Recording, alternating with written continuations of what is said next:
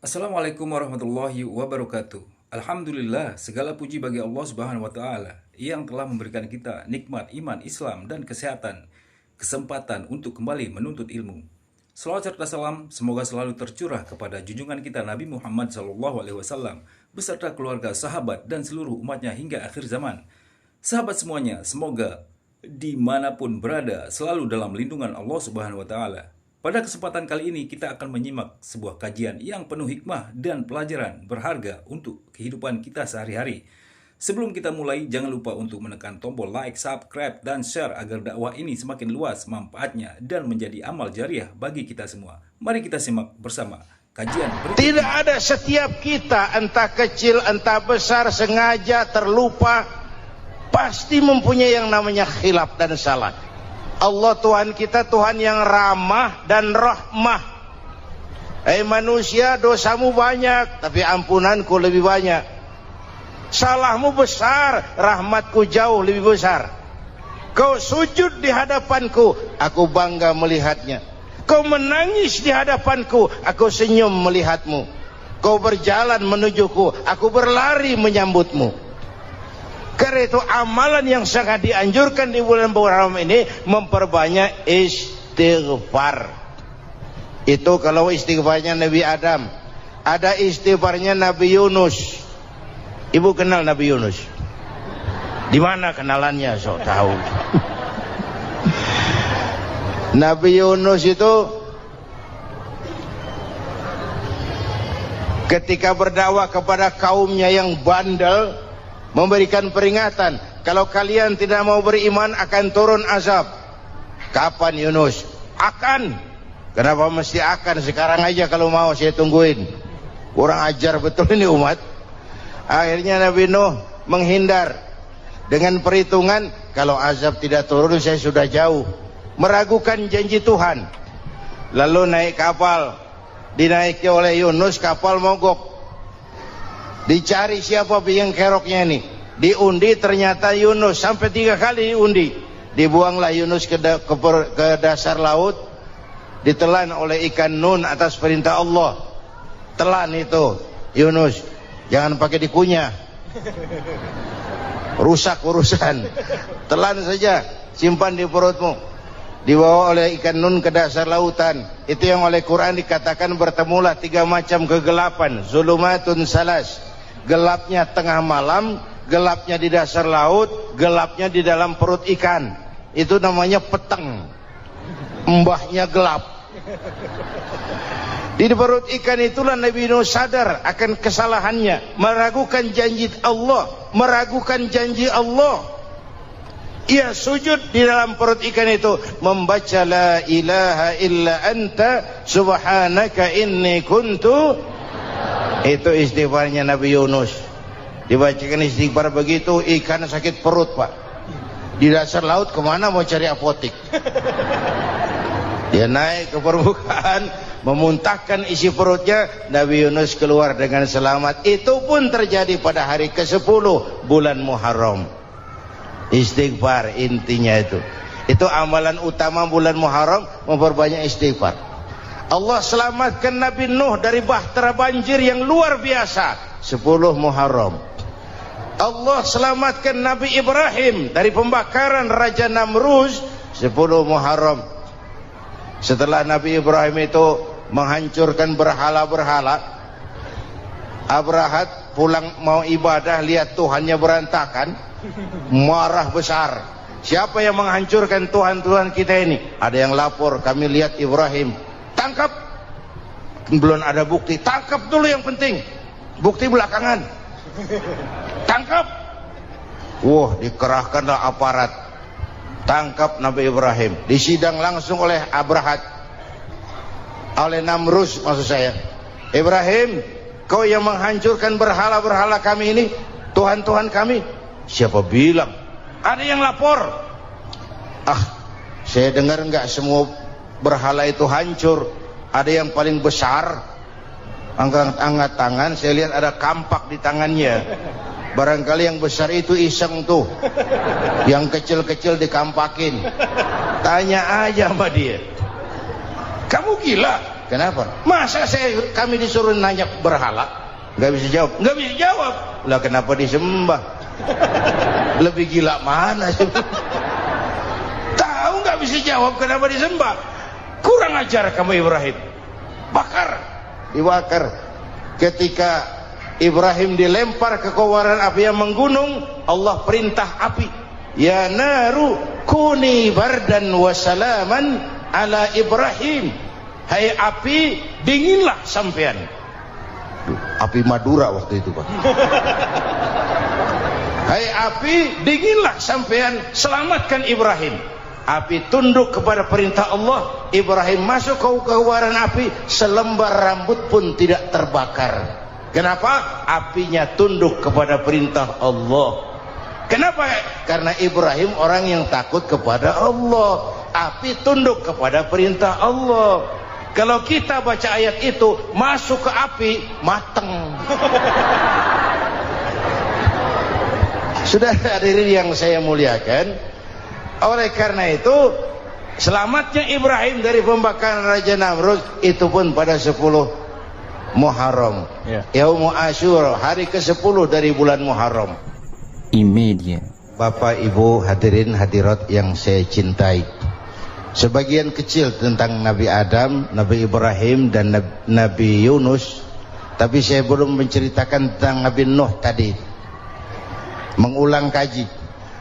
Nabi Nuh salah seorang rasul yang masuk ulul azmi 5 besar, karena memang perjuangannya menggambarkan satu usaha yang ulet dan luar biasa.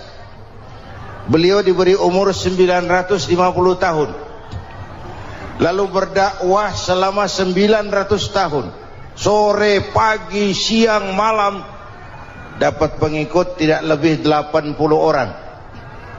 Rata-rata 10 tahun satu. Kalau saya minta berhenti aja jadi nabi, Pak. Ustadz mana masih mau buka pesantren? 10 tahun buka pesantren, yang nyantri cuma satu. Pedagang mana yang masih mau dagang? 10 tahun dagang, yang beli satu. Pimpinan partai mana yang masih mau kampanye? 10 tahun buka partai, yang nyoblos satu. Bangkrut. Umatnya bandel, kurang ajar, durjana, bajingan, tengik. Umatnya Nabi Nuh ini kalau diceramahi, telinganya ditutup dengan tangannya. Nabi Nuh akhirnya rekes, Tuhan, siang malam saya berdakwah kepada umat ini, tiap kali saya sampaikan dakwahmu, mereka tutup telinganya dengan tangannya, alergi dengar ceramah. Apa itu ceramah? Non profit.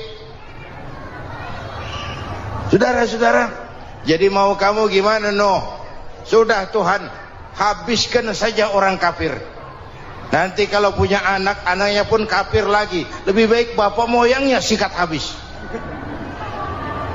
Biasanya kalau bapak kalong, anak kampret. Bapak nyolong, anak nyopet. Fotokopi gimana aslinya? Habiskan saja. Itu mau kamu, Nuh? Iya. Oke. Nanti aku turunkan banjir, Nuh. Buat kapal. Dengan apa saya harus buat kapal, Nuh? Ya dengan kayu, kata Tuhan. Kayunya dari mana, Tuhan? Ya dari pohon, Nuh. Pohonnya belum ada, Tuhan. Ya tanam dulu, Nuh. Bikin kapal, kayunya nanam pohon. Apa artinya? Perjuangan perlu kesabaran. Sukses itu ada prosesnya. Nggak bisa simsalabim abracadabra lalu kita mau sukses. Semua ada prosesnya. Walaupun kenyataannya begitu. Sukses banyak bapaknya, gagal itu yatim. Kalau kita sukses banyak yang ngakuin. Yang baru ketemu pakai manggil encing. Ketemu baru, tapi sukses banyak bapaknya. Gagal yatim, nggak ada yang mau ngakuin kalau kita gagal itu. Udah bikin kapal, dengan kayu di tengah kampung bikin kapal ini. Bayangkan, di tengah kampung bikin kapal. Orang kafir makin menjadi-jadi. Lihat Nuh. Kenapa? Makin sarap. Bikin kapal di tengah kampung, mau belayar kemana? Tuh lihat, kalau orang nggak tahu tujuan, mountain setengah jalan. Proses yang dinilai bukan finalnya. Ya kayak gitu kesimpulannya. Saya enaknya sendiri. Bikin kapal. Kapal mendekati selesai. Ini orang kafir rame-rame datang ke kapal Nuh. Mau apa? Buang najis. Sakit perut, berangkat ke kapal Nabi Nuh. Nongkrong. Dapat 2-3 tumpuk, pulang. Penuh lantai kapal dengan najis manusia. Inilah perjuangan. Bukan jalan raya lurus bertabur bunga di kanan kirinya. Banyak ondak dan duri, fitnah, caci maki, antipat, segala macam. Nuh. Ada orang tua dasar kafir, kurang ajar, sudah stroke berangkat juga ke kapal Nuh. Mau buang najis, pincang-pincang digotong orang. Selesai buang najis, dia bangun mau pulang, pegangan tiang kapal terpeleset, jatuh di atas tumpukan najis. Terjadi keajaiban, yang stroke-nya sembuh, lumpuhnya hilang, berangkat digotong-gotong pulang, jalan gagah sekali. Tapi orang kampungnya heran, ente sudah sembuh? Sudah. Berobat di mana? Kok begitu paten? Di kapal Nuh. Masih banyak.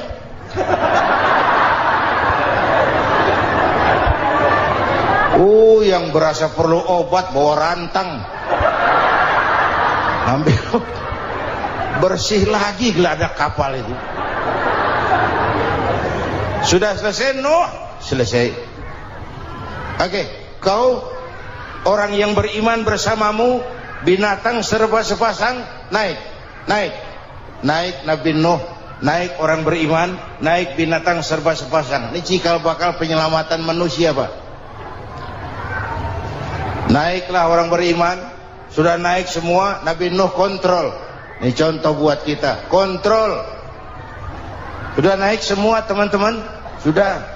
Pemimpin yang baik bukan cuma terima laporan di belakang meja. Laporan itu yang mana juga bagus. Sama juga kampanye yang mana juga merdu. Kalau saya kalau aja yang dihitung. Pernah ada calon bupati kampanye janji, kalau saya berhasil kita akan banyak bangun jembatan di daerah kita. Tanya, Pak, nggak ada sungai di kampung kita, Pak. Dia bilang, sungainya kita bangun sekalian. Udah kadung janji, mana pula orang mau bangun sungai itu. Saudara-saudara, kontrol.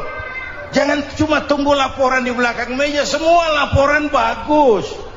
Ya Bu? Bu?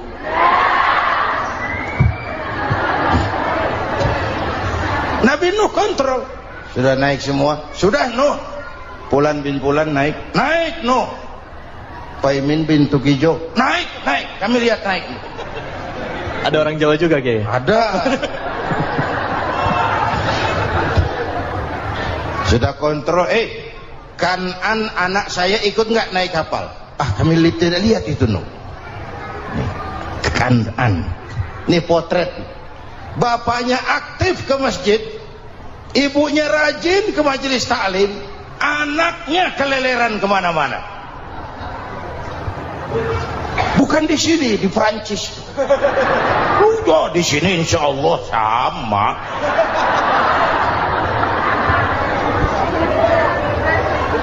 Nuh karena sayang anak, Nuh karena cinta anak, Nuh karena tanggung jawab anak, cari naik ke atas kapal. Lihat Kanan, anak saya, nggak lihat Nuh. Turun ke ruang bawah, periksa lagi. Mang, ayah Kanan di dia. Jamaah Tasik ini rupanya di dalam. Tuh ayah Mang. Ayah kemana ya budak ini? Turun ke ke bawah, tanya lagi, ono kan anto? Ora nano ora ketok. Rombongan Jawa Tengah naik ke atas buritan. Dari buritan kelihatan ternyata Kan'an tidak ikut naik kapal, kumpul di darat bersama orang kafir. Ini potret kita sekarang. Kumpul sama orang kafir, hanyut anak-anak kita, ditelan budayanya orang kafir, ditelan tradisinya orang kafir, ditelan pergaulannya orang kafir. Nuh karena sayang anak dari atas manggil. Dalam Quran dijelaskan itu. Karena Nabi Nuh di atas, Kan'an di bawah, teriak, ya bunayyar kam ma'ana. Begitu dalam Quran ayatnya. Cuma bang ini pakai gaya memanggil supaya kelihatan kegambar, kira-kira Nuh manggilnya begitu. Ini namanya gaya dakwah, Pak. Kalau ceritanya datar nggak menarik. Maka Nuh memanggil Kan'an, ya bunayyar kam ma'ana. Kata yang dengar, heeh. Ini gaya orang manggil, ya bunayyar kam ma'ana. Kan'an kesini nak, naik kapal sama papi. Kata Kan'an di bawah itu, enggak mau papi, John di sini saja. Kata Nuh, jangan nak, Allah sedang murka, akan turun banjir. Kalau datang banjir papi, sa'awi ila jabalin ya'simuni minal ma', saya akan naik ke gunung tinggi yang bisa menyelamatkan saya dari banjir. Kan'an naik ke gunung, gunung dihantam banjir, Kan'an mati. Sampai sekarang. Yang kelima, Nabi Musa, kisah Muharramnya ini. Lahir dalam kondisi yang sulit. Karena Fir'aun mimpi akan lahir seorang anak dari keturunan Bani Israel yang akan menghancurkan kerajaannya. Kata Fir'aun, sudah lahir belum anaknya? Belum. Kalau gitu mulai malam ini laki-laki dilarang bergaul sama istrinya. Semua perempuan hamil di bawah pengawasan negara. Mulai hari ini kalau lahir anak laki-laki terutama Bani Israel, penggal. Satpol PP disiapkan. Udah ada kayaknya. Ada. Patroli. Bayangkan, nah Fir'aun itu bikin undang-undang seenaknya sendiri. Apalagi merasa kekuasaannya dalam ancaman. Penguasa manapun kalau merasa dalam ancaman, panik. Padahal kekuasaan itu kayak harimau. Makin lama ditaiki, makin sulit turun. Kenapa? Karena macannya makin lapar. Naik terus capek, turun dimakan harimau. Serba sulit. Saudara-saudara, kalau kita mau belajar dari Pak Harto, saya melihat kekurangan Pak Harto cuma satu, terlambat berhenti.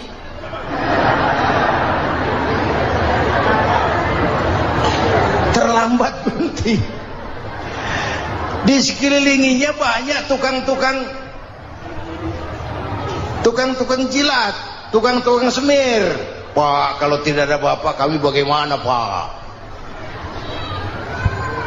Saudara hadirin yang saya hormati, maka sering saya ingatkan, temanmu yang sejati adalah teman yang membuat kamu jadi benar, bukan teman yang selalu membenarkan kamu. Berapa banyak pejabat-pejabat hancur karena selalu dibenarkan oleh lingkungannya. Bapak benar, Pak, Bapak bijaksana, Pak, itu tepat, Pak. Benar. Buang angin pun kata kelilingnya, oh Bapak sehat. Temanmu yang sejati, teman yang bikin kamu jadi benar, bukan teman yang selalu membenarkan kamu. Bapak Ibu hadirin yang saya hormati, tapi kehendak Allah terjadi. Lahirlah Musa. Bayinya dihanyutkan di sungai Nil. bayi sudah menderita, dihanyutkan di sungai Nil dan akhirnya besar di lingkungan istana Fir'aun. Diriwayat oleh Ratu Aisyah, perempuan Fir'aun,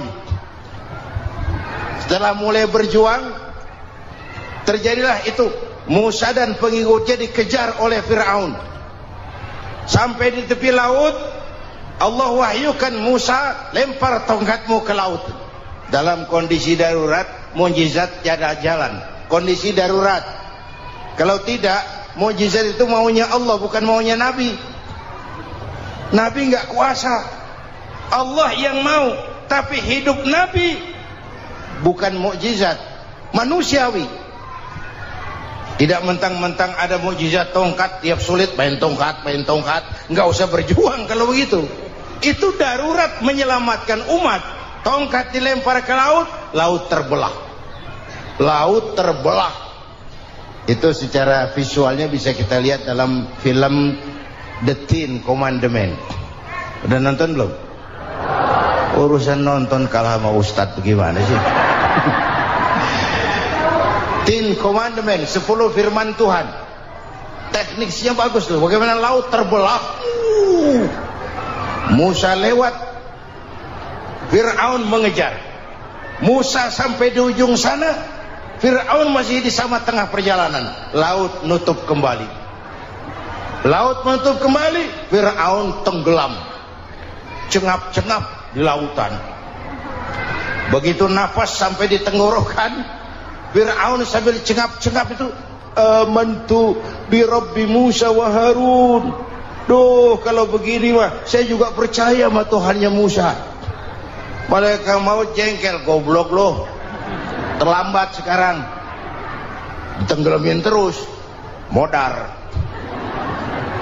Musa selamat, Fir'aun mati, jenazahnya, jasadnya terdampar di pinggir laut. Beberapa waktu kemudian ditemukan orang, dimumi, dibalsem, diawetkan. Itu sesuai janji Quran, wa kadzalika nunajjika bi badanika litakuna liman khalfaka ayah. Kami selamatkan badan kamu agar jadi pelajaran bagi orang-orang sesudah kamu nanti. Janji Quran tepat. Janji itu 14 abad yang lalu. Jasad Fir'aun ditemukan, dimumi, diawetkan, dibalsem di bawah nama Farao Ramses II. Sekarang tersimpan di Museum Negara di Mesir. Kapan-kapan nanti ibu main ke Mesir, mampir. Naik ojek paling berapa itu? Oh, orangnya tinggi, hidungnya mancung, pokoknya pantaslah jadi Fir'aun. Selamatnya Musa di kejaran Fir'aun di ujung sana itu terjadi pada hari ke-10 bulan Muharram, yang oleh orang Nasrani diperingati dengan hari raya Paskah. Mereka melaksanakan puasa, mensyukuri nikmat keselamatan dari kejaran Fir'aun. Makanya kalau kita ikut puasa di bulan Muharram, bukan mengikuti syariatnya Nasrani, salah. Karena Nabi mengajarkan, itu sumbernya. Bukan ikutan sama ibadahnya Israel. Tapi memang agama ini kan merupakan mata rantai. Datang Rasul baru melengkapi Rasul sebelumnya, datang Rasul baru melengkapi Rasul sebelumnya. Mata rantai yang berkaitan. Setelah Muhammad selesai, selesailah tugas Nabi dan Rasul. Selesailah misi Nabi dan Rasul. Tidak ada Nabi lagi sesudah Nabi Muhammad. Itu harga mati, titik. Gak ada kompromi. Siapapun sekarang ini nggak datang ngaku jadi Nabi, wajib tidak percaya. Wajib tidak percaya. Tapi kaitannya memang, kita bilang Nasrani, orang bahasa Arab, bahasa Ibraninya Nazaret, Nasiroh, Nazaret. Itu beda dialek. Kita Daud, dia David.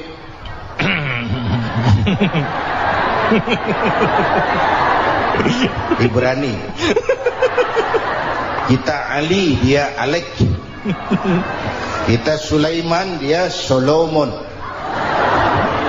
Kita Camat, dia Comot. Ini yang ngomong ini comot-comot sembarang. Imedia. Bapak dan Ibu jamaah yang saya cintai, pertanyaan pertama, hijrah qalbiyah. Ada hijrah badaniyah, hijrah fisik yang dilakukan Nabi dan sahabat dari Mekah ke Madinah. Itu hijrah badaniyah. Ada hijrah qalbiyah, hijrah hati. Dan ini yang kita perlukan sekarang. Karena refleksinya akan membias kepada alur kehidupan. Kalau hati kita mau berhijrah, fisik akan ngikuti. Hijrah dari tempat, dari malas ibadah menjadi rajin ibadah. Hijrah dari maksiat kepada yang ma'ruf, dari berpecah belah menjadi bersatu. Hijrah seperti itu yang sangat kita perlukan. Subhanallah, sangat luar biasa apa yang sudah disampaikan oleh guru kita almarhum Kiai Haji Zainuddin MZ. Sahabat beriman yang dirahmati Allah, tetaplah di channel ini, jangan kemana-mana dulu karena tausiah ini belum selesai. Dan masih banyak lagi hal-hal menarik yang akan disampaikan oleh guru kita almarhum Kiai Haji Zainuddin MZ. Maka dari itu tetaplah di sini dan mari kita lanjutkan kembali. Selamat mendengarkan. Apalagi masyarakat ini paternalistik. Kita harus hijrah mental sekarang ini. Maka yang disampaikan tadi benar. Seorang ketua MK siap mengundurkan diri kalau terbukti anak buahnya terlibat suap. Itu walaupun siap, tapi sudah angin segar buat rakyat. Bahwa masih ada banyak insya Allah pejabat kita yang punya harga diri. Walaupun ada juga pejabat kita yang muka tembok, kulit badak, kuping kebo. Muka tembok, kulit badak, kuping kebo. Biasanya kalau kereta api tabrakan di negara-negara maju, Menteri Perhubungannya mundur. Di kita petugas palang pintu dipecat. Jauh sekali menteri sama petugas palang pintu. Yang benar-benar diadili yang krocok-krocok, kopral-kopral gitu. Padahal hadisnya jelas, ar-rashi wal murtashi finnar. Yang nyuap dan yang nerima suap, dua-duanya neraka. Kasus potret belakangan ini, yang nerima suap, yang diuber, yang nyuap aman, yang nyuap aman. Yang korupsi pajak dikecil-kecilin, yang ngemplang pajak aman. Padahal ngemplang pajaknya triliunan. Padahal dia sudah dikasih fasilitas oleh negara mengelola sumber daya alam negara yang artinya milik rakyat. Dia harus bayar pajak, uang pajaknya dikumpulkan bagi sebesar-besar kemakmuran rakyat. Itu tindakan merugikan rakyat. Karena itu betul, saya setuju, hijrah qalbi yang perlu kita lakukan sekarang. Hijrah hati. Kita ini bangsa Indonesia, seperti timnas. Timnas sekarang anak-anak muda sudah berani pakai baju PSSI. Iya. Kenapa? Menang. Coba kalau kalah terus, nanti menang.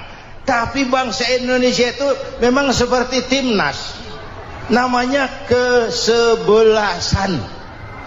11 orang. Walaupun ada pemain bintang, ya ada presiden, gubernur, menteri, itu bintang-bintang. Tapi bintang baru ada artinya kalau dibantu 10 pemain yang lain. Cristiano Ronaldo. Siapa itu? Penyerang tengah Real Madrid. Bintang. Lionel Messi. Siapa lagi? Barcelona. Bercelana.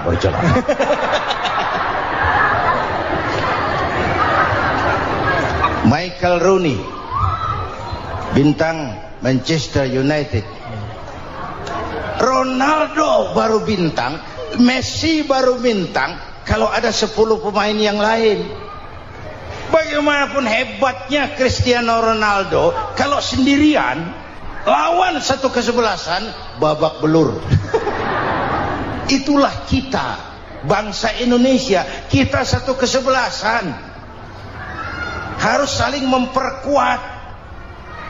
Ada bangsa kita ini yang jadi jaksa, ada yang jadi hakim, ada yang jadi polisi. Itu posisi penyerang tengah, kiri luar, kanan dalam, back, striker, kiper, posisi. Tapi sadar kita satu kesebelasan, Bung.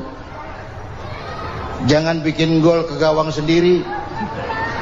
Kalau punya bola bagus, operan dong sama temannya. Yang bisa menciptakan gol, operan. Ada yang jadi pengusaha besar, bagus boleh. Punya untung besar, operan. Kasih masjid, kasih pesantren, operan. Ini kesebelasan kita kalau punya bola, pelitnya setengah mati, Pak. Nggak mau ngoper. Bawa sendiri, mending bikin gol. Enggak. Kita ini satu kesebelasan. Satu sama lain harus saling memperkuat. Bahwa ada penyerang tengah, itu si posisi. Tapi kalau memang peluang memungkinkan, ayo dong operan. Saya iri sama kesebelasan Nasrani di Indonesia. Mereka kalau punya bola, operannya cakep. Gereja cepat selesai, rumah sakit Kristen cepat selesai. Kenapa? Operannya bagus. Kita ini kalau punya bola bawa sendiri, nggak mau ngoper. Maka masjid nggak selesai-selesai, madrasah banyak yang bocor, rumah sakit Islam kalah bersaing. Kenapa? Operannya berat. Ayo menyadari kita ini timnas, satu kesebelasan. Jangan menjegal kawan seiring, kawan sendiri dijegal. Sudah musuh terlalu kuat, gawang sendiri dijebol. Akhirnya terbalik kita ini. Ujian terberat telah diberikan Allah kepada para anbiya, kemudian para aulia, kemudian para ulama. Summal amsal fal amsal, ke bawah dan ke bawah, diuji setiap orang menurut kekuatannya berpegang kepada agama. Masya Allah, sahabat semuanya, penjelasan yang baru saja kita dengarkan mengandung pelajaran yang sangat berharga bagi kehidupan kita. Semoga Allah membuka hati kita untuk menerima kebenaran dan mengamalkannya dalam kehidupan sehari-hari. Bagi sahabat yang baru bergabung, jangan lupa dukung channel ini dengan like, subscribe, dan aktifkan lonceng notifikasi agar tidak ketinggalan kajian-kajian Islam lainnya. Mari kita lanjutkan kembali pembahasan yang sangat menarik ini. Karena anak Melayu bilang, kalau takut dengan ombak, jangan berumah di tepi pantai. Kalau takut diterjang ombak, jangan berumah di tepi pantai. Kata ibu tadi, mau jadi pohon tinggi harus berani ketiup angin. Makin tinggi pohonnya, makin keras anginnya. Takut angin, jangan jadi pohon tinggi, jadilah rumput. Enggak ditiup angin, tapi diinjak kebo. Apa yang enggak ada risikonya? Apa yang enggak ada risikonya? Semua nabi ada yang dihantam kekuasaan yang arogansi. Ibrahim berhadapan dengan Namrud. Musa berhadapan dengan Fir'aun. Ada yang diuji dengan berhadapan umat yang sangat kurang ajar. Ada yang diuji dengan gosip yang dahsyat. Nabi Yusuf digosipi sama Zulaikha itu. Nabi Yusuf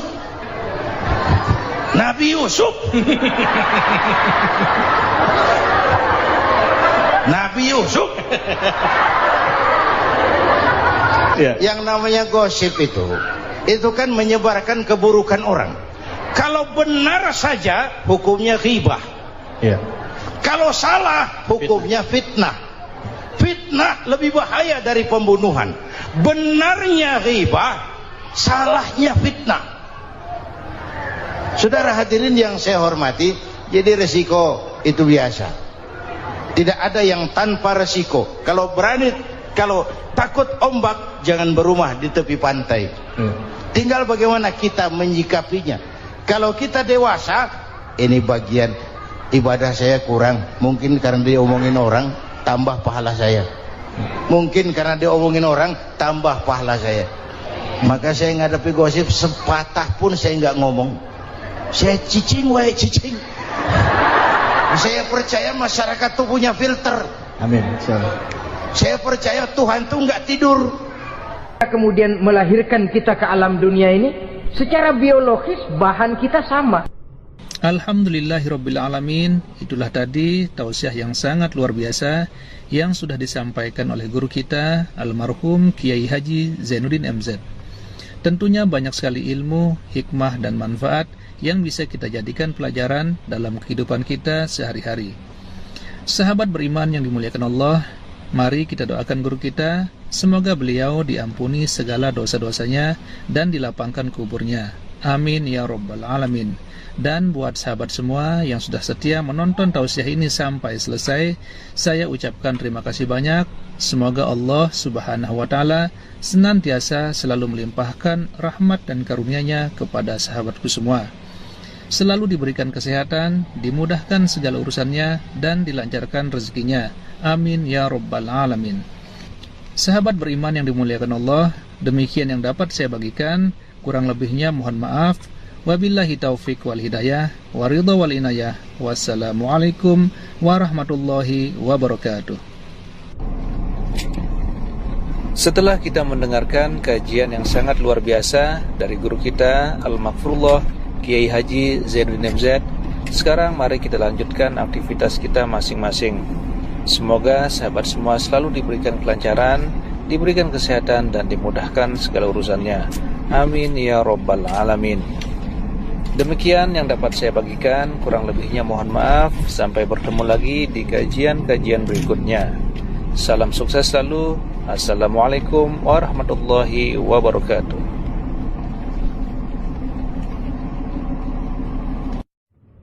Assalamualaikum warahmatullahi wabarakatuh.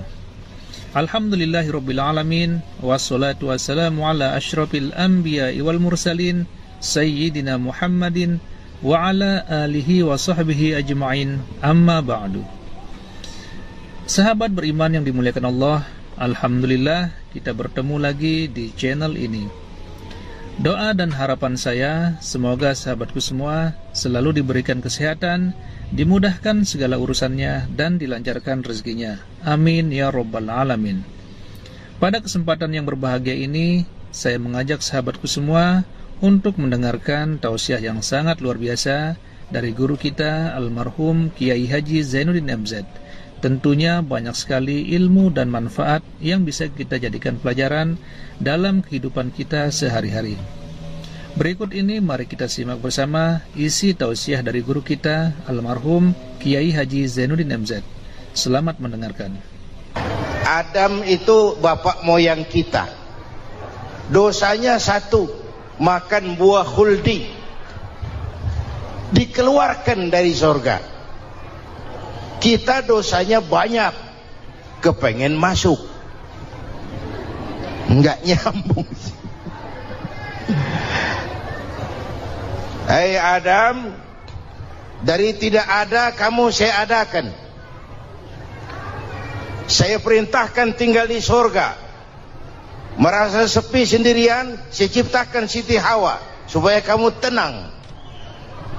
Kamu boleh nikmati semuanya. Ini boleh, itu boleh, ini boleh, itu boleh. Makan, makanlah yang kau mau.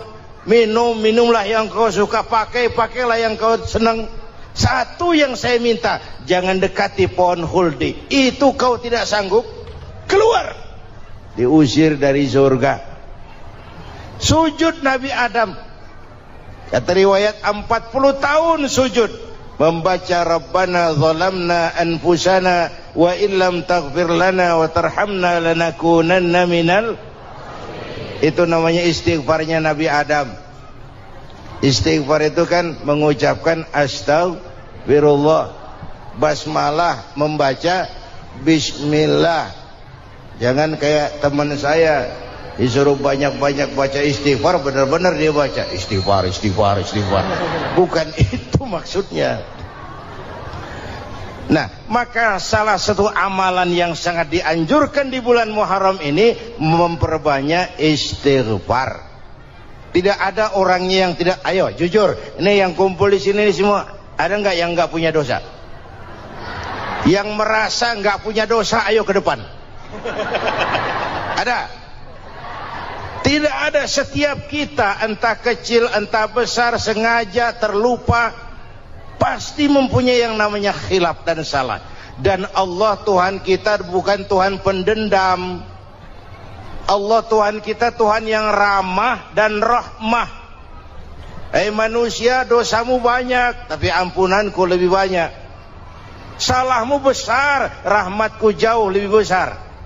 Kau sujud di hadapanku, aku bangga melihatnya. Kau menangis di hadapanku, aku senyum melihatmu. Kau berjalan menujuku, aku berlari menyambutmu. Karena itu amalan yang sangat dianjurkan di bulan Muharram ini memperbanyak istighfar. Itu kalau istighfarnya Nabi Adam. Ada istighfarnya Nabi Yunus. Ibu kenal Nabi Yunus? Di mana kenalannya? Sok tahu. Nabi Yunus itu ketika berdakwah kepada kaumnya yang bandel, memberikan peringatan, kalau kalian tidak mau beriman akan turun azab. Kapan Yunus? Akan. Kenapa mesti akan? Sekarang aja kalau mau, saya tungguin. Kurang ajar betul ini umat. Akhirnya Nabi Nuh menghindar dengan perhitungan, kalau azab tidak turun saya sudah jauh. Meragukan janji Tuhan. Lalu naik kapal, dinaiki oleh Yunus, kapal mogok. Dicari siapa biang keroknya ini. Diundi, ternyata Yunus. Sampai 3 kali diundi. Dibuanglah Yunus ke dasar laut. Ditelan oleh ikan nun atas perintah Allah. Telan itu Yunus. Jangan pakai dikunyah, rusak urusan. Telan saja, simpan di perutmu. Dibawa oleh ikan nun ke dasar lautan. Itu yang oleh Quran dikatakan bertemulah 3 macam kegelapan. Zulumatun salas.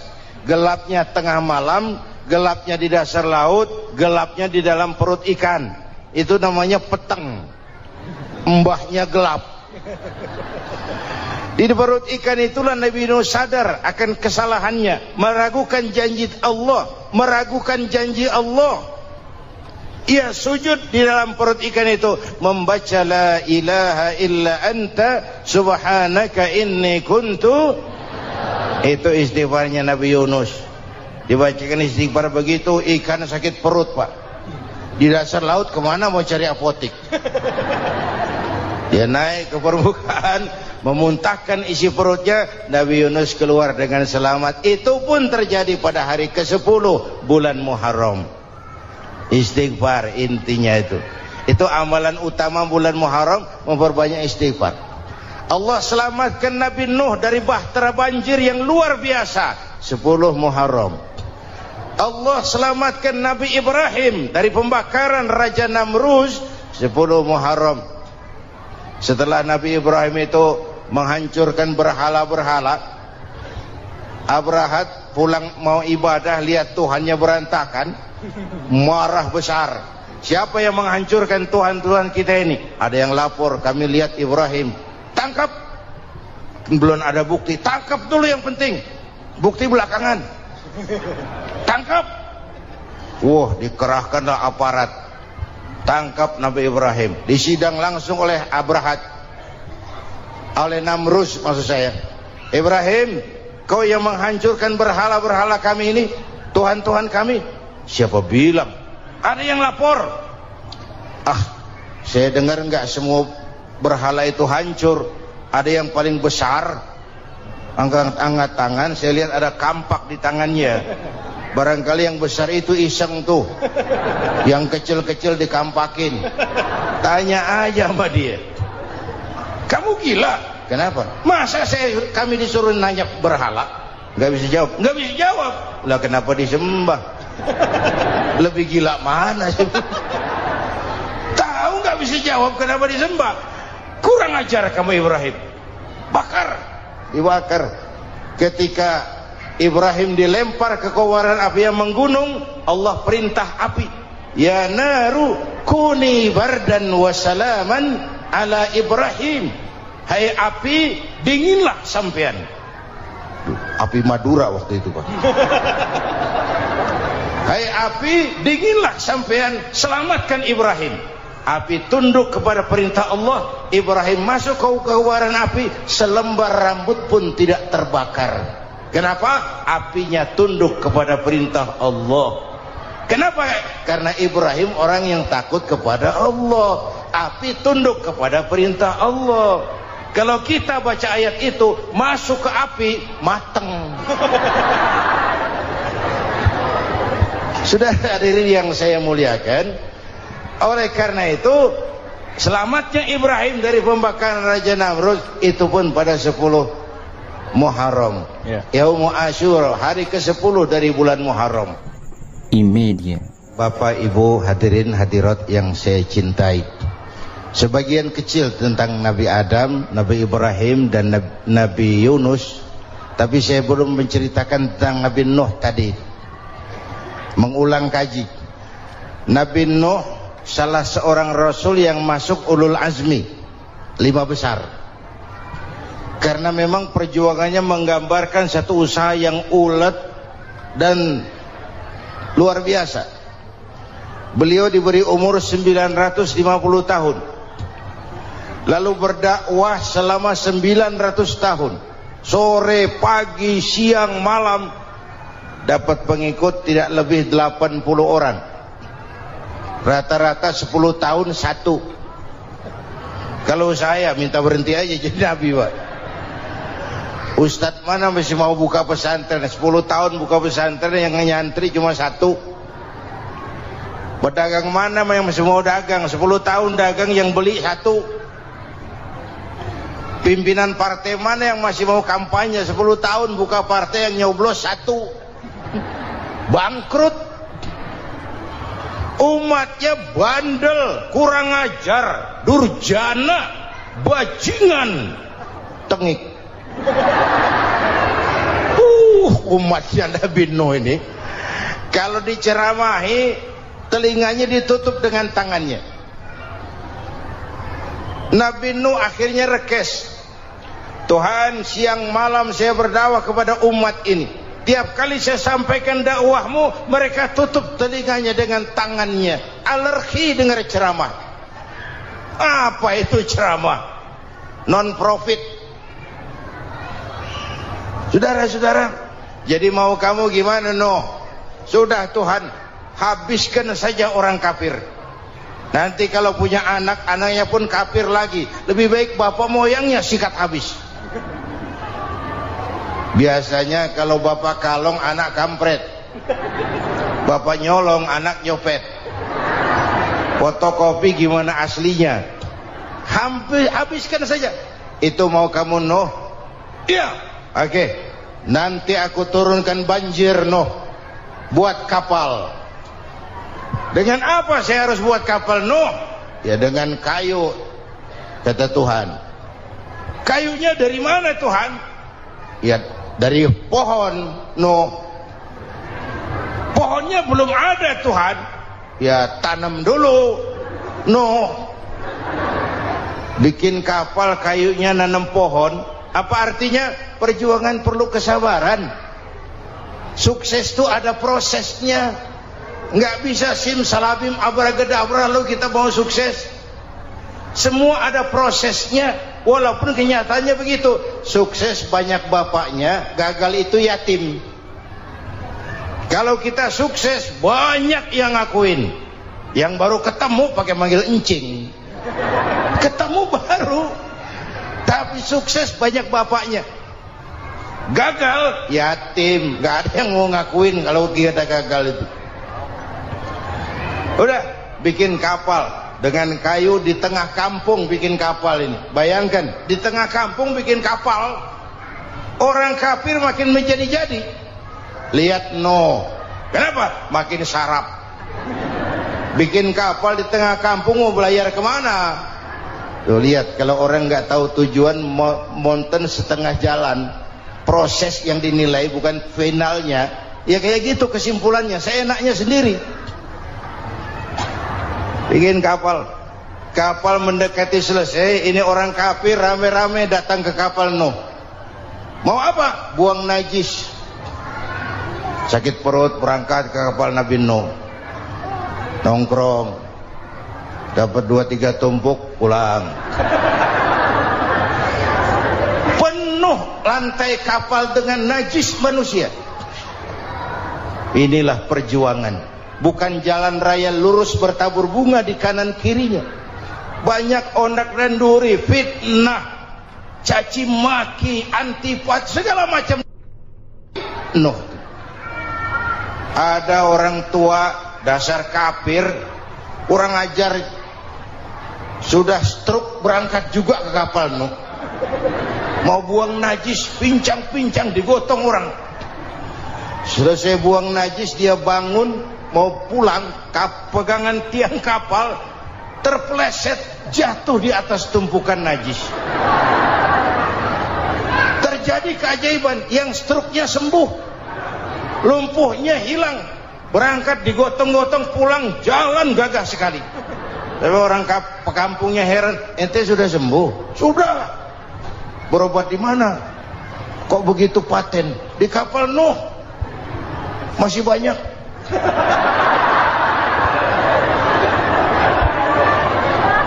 Yang berasa perlu obat bawa rantang, ambil, bersih lagi geladak kapal itu. Sudah selesai Nuh? Selesai. Oke, kau orang yang beriman bersamamu, binatang serba sepasang, naik Nabi Nuh, naik orang beriman, naik binatang serba sepasang. Ini cikal bakal penyelamatan manusia, Pak. Naiklah orang beriman, sudah naik semua, Nabi Nuh kontrol. Ini contoh buat kita, kontrol. Sudah naik semua teman-teman, sudah. Pemimpin yang baik bukan cuma terima laporan di belakang meja. Laporan itu yang mana juga bagus. Sama juga kampanye, kampanye yang mana juga merdu. Kalau aja yang dihitung. Pernah ada calon bupati kampanye janji, kalau saya berhasil kita akan banyak bangun jembatan di daerah kita.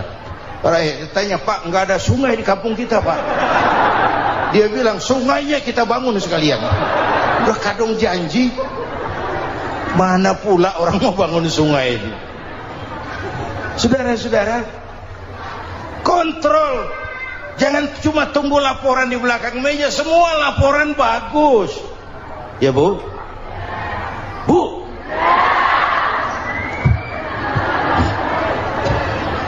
Nabi Nuh kontrol. Sudah naik semua? Sudah Nuh. Pulan bin Pulan naik. Naik Nuh. Paimin bin Tukijo. Naik. Kami lihat naik. Ada orang Jawa juga, Kiai? Ada. Sudah kontrol. Kanan anak saya ikut nggak naik kapal? Kami tidak lihat itu Nuh.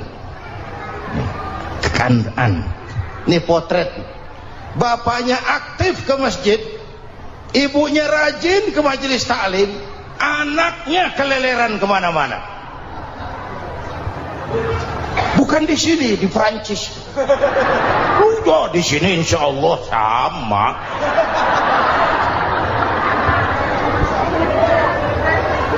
Nuh karena sayang anak, Nuh karena cinta anak, Nuh karena tanggung jawab anak, cari naik ke atas kapal. Lihat Kan'an, anak saya, nggak lihat Nuh. Turun ke ruang bawah, periksa lagi. Mang, ayah Kan'an di dia. Jamaah Tasik ini rupanya di dalam. Tuh ayah Mang. Ayah kemana ya budak ini? Turun ke bawah, tanya lagi, ono Kan'an to? Ora nano raketo. Rombongan Jawa Tengah naik ke atas buritan. Dari buritan kelihatan ternyata Kan'an tidak ikut naik kapal, kumpul di darat bersama orang kafir. Ini potret kita sekarang. Kumpul sama orang kafir, hanyut anak-anak kita, ditelan budayanya orang kafir, ditelan tradisinya orang kafir, ditelan pergaulannya orang kafir. Nuh karena sayang anak dari atas manggil. Dalam Quran dijelaskan itu. Karena Nabi Nuh di atas, Kan'an di bawah, teriak. Ya bunayyar kam ma'ana. Begitu dalam Quran ayatnya. Cuma ini pakai gaya memanggil supaya kelihatan kegambar, kira-kira Nuh manggilnya begitu. Ini namanya gaya dakwah, Pak. Kalau ceritanya datar nggak menarik, maka Nuh memanggil Kan'an, ya bunayyar kam ma'ana. Kata yang dengar, heeh. Ini gaya orang manggil, ya bunayyar kam ma'ana. Kan'an, kesini nak, naik kapal sama papi. Kata Kan'an di bawah itu, enggak mau papi, John di sini saja. Kata Nuh, jangan nak, Allah sedang murka, akan turun banjir. Kalau datang banjir papi, sa'awi ila jabalin ya'simuni minal ma', saya akan naik ke gunung tinggi yang bisa menyelamatkan saya dari banjir. Kan'an naik ke gunung, gunung dihantam banjir, Kan'an mati sampai sekarang. Yang kelima, Nabi Musa, kisah Muharramnya ini lahir dalam kondisi yang sulit karena Fir'aun mimpi akan lahir seorang anak dari keturunan Bani Israel yang akan menghancurkan kerajaannya. Kata Fir'aun, sudah lahir belum anaknya? Belum. Kalau gitu mulai malam ini laki-laki dilarang bergaul sama istrinya. Semua perempuan hamil di bawah pengawasan negara. Mulai hari ini kalau lahir anak laki-laki terutama Bani Israel, penggal. Satpol PP disiapkan. Udah ada kayaknya. Ada. Patroli. Bayangkan, nah Fir'aun itu bikin undang-undang seenaknya sendiri. Apalagi merasa kekuasaannya dalam ancaman. Penguasa manapun kalau merasa dalam ancaman, panik. Padahal kekuasaan itu kayak harimau, makin lama ditaiki makin sulit turun. Kenapa? Karena macannya makin lapar. Naik terus capek, turun dimakan harimau, serba sulit. Saudara-saudara, kalau kita mau belajar dari Pak Harto, saya melihat kekurangan Pak Harto cuma satu, terlambat berhenti.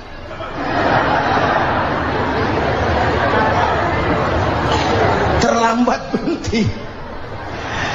Di sekelilinginya banyak tukang-tukang jilat, tukang-tukang semir. Pak, kalau tidak ada bapak kami bagaimana, Pak? Saudara hadirin yang saya hormati, maka sering saya ingatkan, temanmu yang sejati adalah teman yang membuat kamu jadi benar, bukan teman yang selalu membenarkan kamu. Berapa banyak pejabat-pejabat hancur karena selalu dibenarkan oleh lingkungannya. Bapak benar, Pak. Bapak bijaksana, Pak. Itu tepat, Pak. Benar. Buang angin pun kata kelilingnya, oh Bapak sehat. Temanmu yang sejati, teman yang bikin kamu jadi benar, bukan teman yang selalu membenarkan kamu. Bapak Ibu hadirin yang saya hormati, tapi kehendak Allah terjadi. Lahirlah Musa. Bayinya dihanyutkan di sungai Nil. Bayi sudah menderita, dihanyutkan di sungai Nil. Dan akhirnya besar di lingkungan istana Fir'aun. Diriwayat oleh Ratu Aisyah, perempuan Fir'aun, setelah mulai berjuang, terjadilah itu. Musa dan pengikutnya dikejar oleh Fir'aun. Sampai di tepi laut, Allah wahyukan Musa, lempar tongkatmu ke laut. Dalam kondisi darurat, mukjizat tiada jalan. Kondisi darurat. Kalau tidak, mukjizat itu maunya Allah, bukan maunya Nabi. Nabi nggak kuasa. Allah yang mau. Tapi hidup Nabi bukan mukjizat manusiawi. Tidak mentang-mentang ada mukjizat tongkat, tiap sulit main tongkat, nggak usah berjuang kalau begitu. Itu darurat menyelamatkan umat. Tongkat dilempar ke laut, laut terbelah. Laut terbelah. Itu secara visualnya bisa kita lihat dalam film The Ten Commandments. Udah nonton belum? Urusan nonton kalah sama Ustadz bagaimana sih? Ten Commandments, 10 firman Tuhan. Tekniknya bagus loh. Bagaimana laut terbelah. Musa lewat, Fir'aun mengejar. Musa sampai di ujung sana, Fir'aun masih di sama tengah perjalanan. Laut nutup kembali. Laut menutup kembali, Fir'aun tenggelam.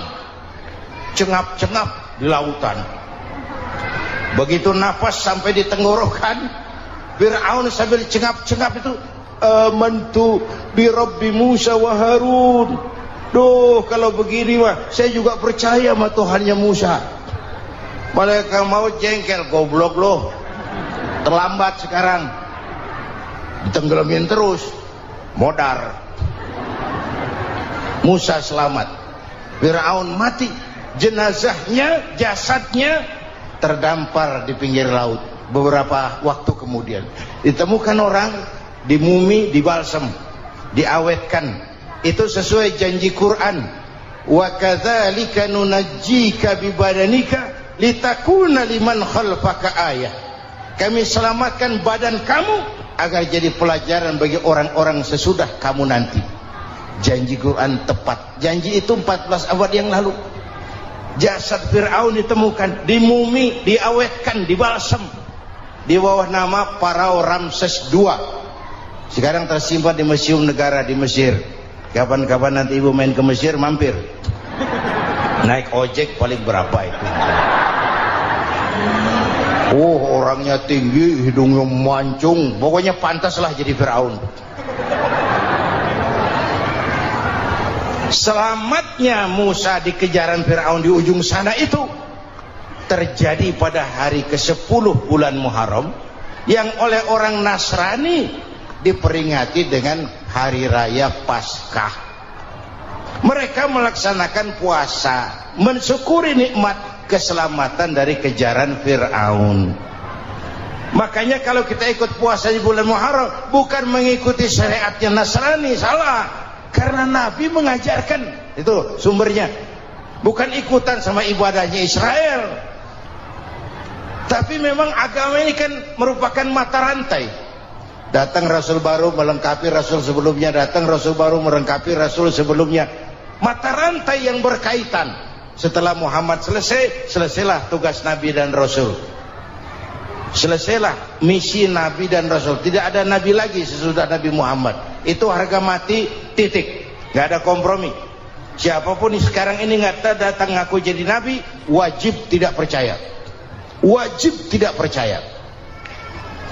Tapi kaitannya memang, kita bilang Nasrani, orang bahasa Arab, bahasa Ibraninya Nazaret, Nasiroh, Nazaret. Itu beda dialek. Kita Daud, dia David.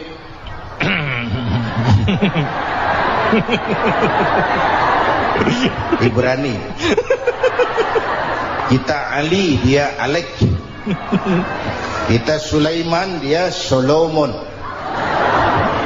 Kita Camat, dia Comot. Ini yang ngomong ini comot semua. Imedia. Bapak dan Ibu jamaah yang saya cintai, pertanyaan pertama, hijrah qalbiyah. Ada hijrah badaniyah, hijrah fisik yang dilakukan Nabi dan sahabat dari Mekah ke Madinah. Itu hijrah badaniyah. Ada hijrah qalbiyah, hijrah hati. Dan ini yang kita perlukan sekarang. Karena refleksinya akan membias kepada alur kehidupan. Kalau hati kita mau berhijrah, fisik akan mengikuti. Hijrah dari tempat, dari malas ibadah menjadi rajin ibadah. Hijrah dari maksiat kepada yang ma'ruf. Dari berpecah belah menjadi bersatu. Hijrah seperti itu yang sangat kita perlukan.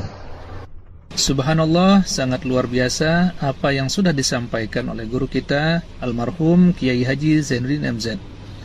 Sahabat beriman yang dirahmati Allah, tetaplah di channel ini, jangan kemana-mana dulu karena tausiah ini belum selesai.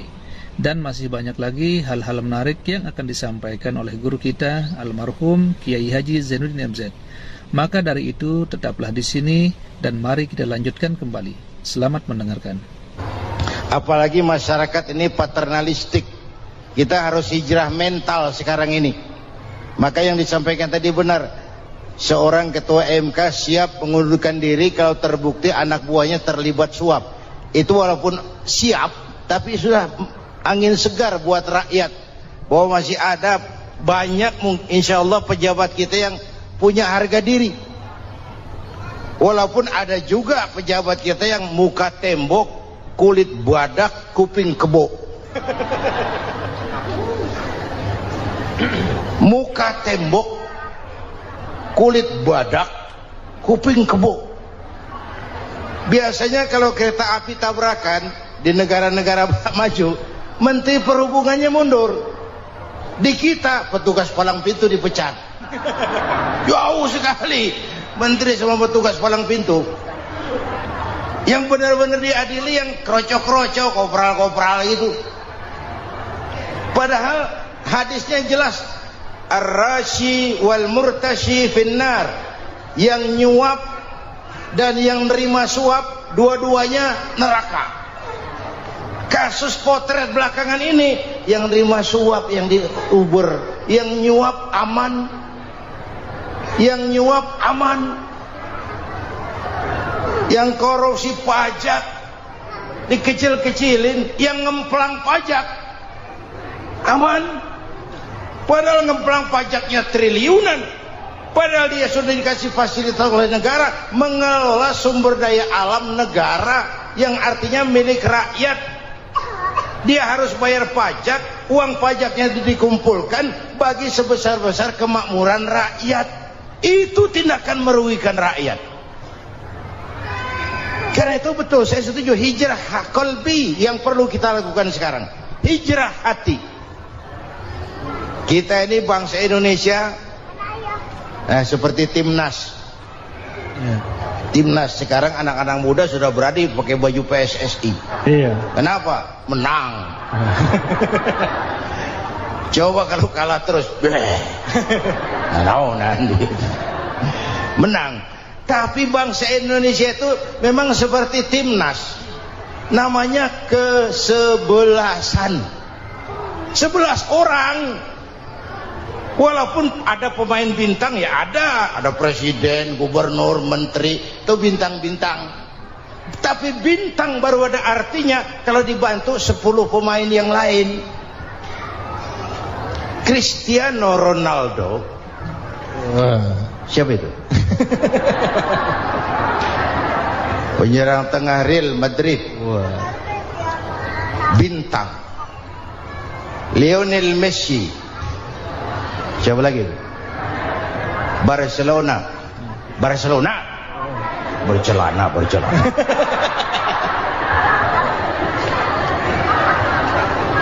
Michael Rooney, bintang Manchester United. Ronaldo baru bintang, Messi baru bintang kalau ada 10 pemain yang lain. Bagaimanapun hebatnya Cristiano Ronaldo, kalau sendirian lawan satu kesebelasan, babak belur. Itulah kita, bangsa Indonesia, kita satu kesebelasan. Harus saling memperkuat. Ada bangsa kita ini yang jadi jaksa, ada yang jadi hakim, ada yang jadi polisi. Itu posisi penyerang tengah, kiri luar, kanan dalam, back, striker, kiper, posisi. Tapi sadar kita satu kesebelasan, Bung. Alhamdulillahirrabbilalamin. Demikian kajian yang dapat kita simak pada kesempatan kali ini. Semoga setiap ilmu yang telah disampaikan menjadi cahaya, petunjuk, dan keberkahan dalam kehidupan kita. Jika ada manfaat yang bisa diambil dari kajian ini, jangan ragu untuk membagikan kepada keluarga, sahabat, dan orang-orang tercinta. Sebab menyampaikan satu kebaikan dapat menjadi pahala yang terus mengalir. Terima kasih atas kebersamaan, sahabat semuanya. Semoga Allah Subhanahu wa Ta'ala senantiasa memberikan kesehatan, keberkahan, rezeki, kemudahan urusan, serta husnul khotimah kepada kita semua. Saya akhiri. Wassalamualaikum warahmatullahi wabarakatuh. Dari kajian yang telah kita ikuti bersama, dapat kita ambil pelajaran bahwa setiap ilmu yang disampaikan merupakan petunjuk dan pengingat bagi kita untuk menjadi pribadi yang lebih baik, lebih taat kepada Allah Subhanahu wa Ta'ala, serta lebih bermanfaat bagi sesama. Semoga ilmu yang telah kita dengarkan tidak hanya berhenti sebagai pengetahuan, tetapi juga menjadi amalan dalam kehidupan sehari-hari. Mudah-mudahan Allah Subhanahu wa Ta'ala senantiasa membimbing langkah kita, menerima amal ibadah kita, dan mempertemukan kita kembali dalam majelis ilmu yang akan datang. Amin ya robbal alamin. Wassalamualaikum warahmatullahi wabarakatuh.